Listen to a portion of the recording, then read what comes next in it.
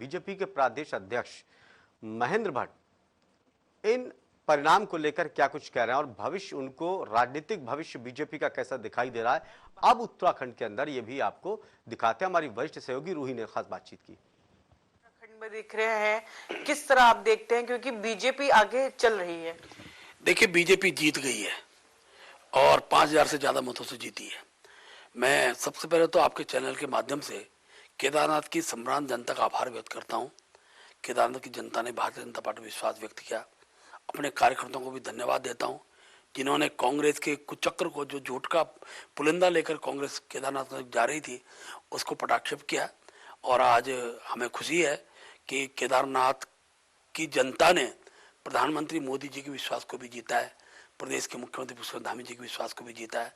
और भारतीय जनता पार्टी के कार्यकर्ताओं ने जो वादे उनके बीच में किए हैं, उन पर उन्होंने विश्वास व्यक्त किया। और ये चुनाव का जो नतीजा है, आने वाले विधानसभा चुनाव के अंदर पुनः तीसरी बार लगातार भाजपा की सरकार का जनादेश के रूप में इसको देखता हूं।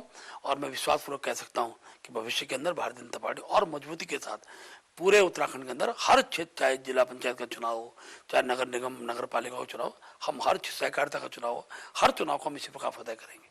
सर, कांग्रेस अपनी दावेदारी कर रही थी, शुरू से कर रही थी, जिस तरह उन्होंने बद्रीनाथ पे भी जीत हासिल करी थी, क्या उसका बदला केदारनाथ में लिया गया? ये पहली बात तो मैं बार बार कांग्रेस के नेताओं को कहता था कि भाई कांग्रेस को विचार ये नहीं करना चाहिए केदार बद्रीनाथ जीत गए। विचार ये करना चाहिए कि उनके सीटिंग एमएलए ने कांग्रेस से रिजाइन किया, कांग्रेस और ध्यान नहीं दिया और अपनी सीट को बचाकर और ये मैसेज करना है कि हम जीत गए। भैया कहाँ जीते तुम? जनता ने नकार दिया है। ये ठीक है कि अब कांग्रेस को विचार करना पड़ेगा कि कांग्रेस के न जाने आने को कितने विधायक है।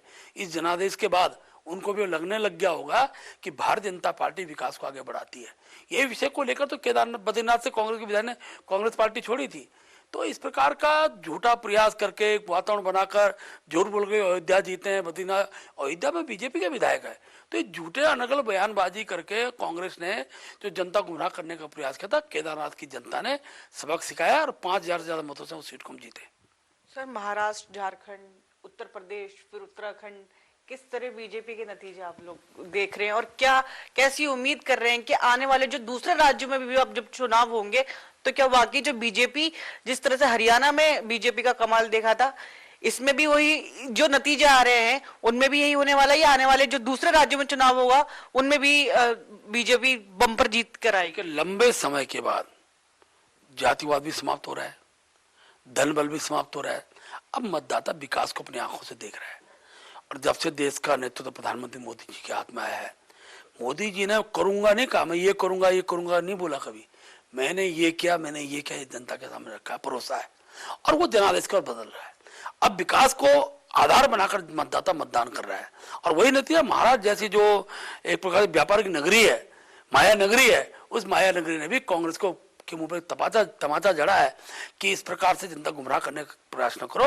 मोदी जी ने जो आह्वान जनता से किया है कि विकसित देश की और भारत को हम आगे बढ़ा रहे हैं, ये विकसित राष्ट्र को बनाने के लिए जनता का जनादेश है। धीरे धीरे हर राज्य के अंदर इसी प्रकार के परिणाम देखने को मिलेंगे कि लंबे समय तक जिन्होंने देश के अंदर शासन कर केवल झूठ बोलकर शासन किया है, अब जनता उनको सबक सिखाने की ओर आगे बढ़ी है। और मैं कह सकता हूँ ये जनादेश तो एक खाली एक पिक्चर है, अभी तो पूरा देश इसको देखेगा और भविष्य के अंदर चाहे राज्यों के विधानसभा के चुनाव, चाहे आने वाले समय में मोदी जी के नेतृत्व में होने वाला 29 का चुनाव, हम लगातार भारतीय जनता पार्टी सरकार देश के अंदर रहने वाली है। टीवी 100 से बात के लिए बहुत धन्यवाद। वीडियो जर्नलिस्ट के साथ रूही खान, टीवी 100 दिल्ली।